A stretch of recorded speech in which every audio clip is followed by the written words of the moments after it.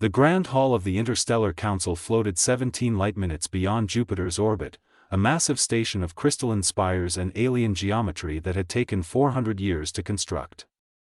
Representatives from 62 species sat in concentric rings around a central platform, their bodies ranging from gaseous wisps to armored behemoths the size of school buses. Admiral James Holloway stood alone at the center platform. The only human in the room. He had not been invited. He had docked without permission, walked through 3 security checkpoints, and simply refused to stop when guards demanded it. The Velthary guards hadn't shot him because, frankly, none of them believed a single human would be insane enough to walk uninvited into the council session. They were beginning to reconsider that assumption. "You cannot be here," the High Speaker, a towering Velthary with 6 arms and iridescent scales, announced in translated standard. "This session is classified." "Yeah." Holloway crossed his arms. "I heard what you classified." 3 hours earlier, Commander Rachel Davis had intercepted the Council's encrypted signal from her monitoring post on Titan Station. She was 29, ran on black coffee and stubbornness, and had a gift for cracking codes that had made her legendary in the United Earth Intelligence Corps. She cracked this one in 11 minutes. Then she read it 3 times, because the first 2 times she was certain she had made an error. She hadn't. The Council had voted 58-4. The motion passed. Humanity represents an unacceptable accelerant risk to galactic stability. Preemptive containment measures are authorized. Full pacification of the third planet, Sol system, to commence within 96 hours. Rachel had stared at the words. Then she grabbed the comm. "Holloway. We have a problem."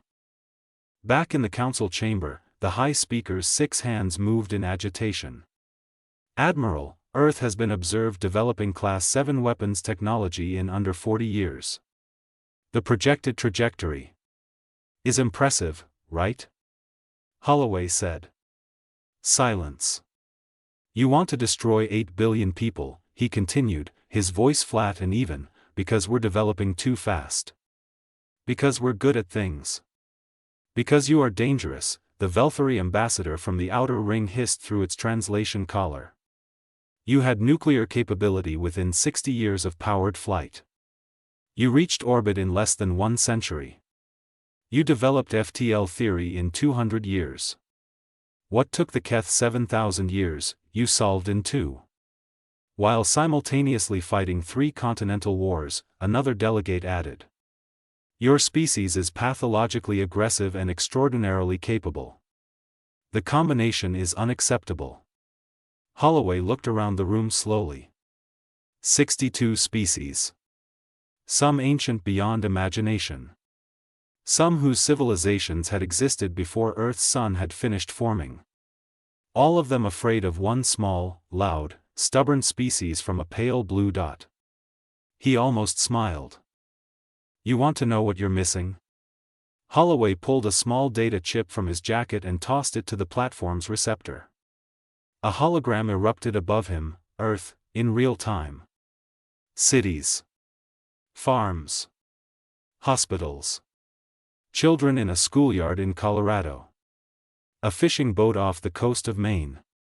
"We fought ourselves for 10,000 years, he said.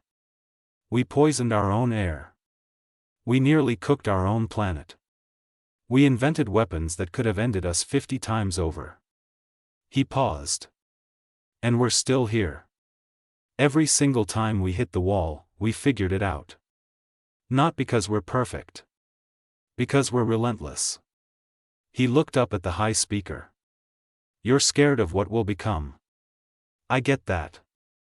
But here's what your models don't account for: we already know how bad we can be. We've seen it. We carry it. Every monument we've built to our dead reminds us what the alternative looks like." The chamber was completely silent. "You kill us," Holloway said quietly, "and you make the biggest mistake this galaxy has ever seen. Not because we'll come back for revenge, though honestly, knowing us, we probably would."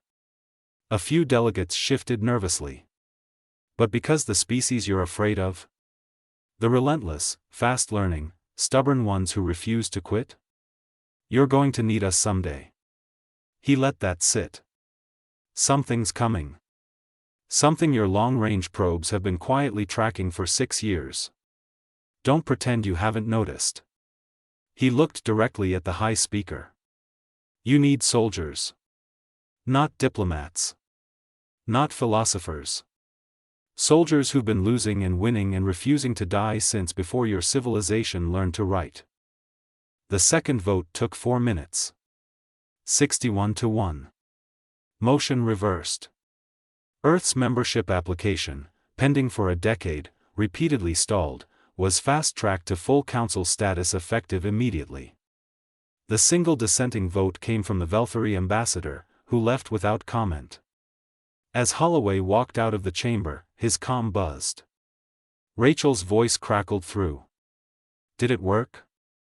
He looked out the viewport at the distant glint of Sol, a small, ordinary star, unremarkable from here. We're in, he said. And the other thing? The thing that's coming? Holloway was quiet for a moment. Start calling the generals.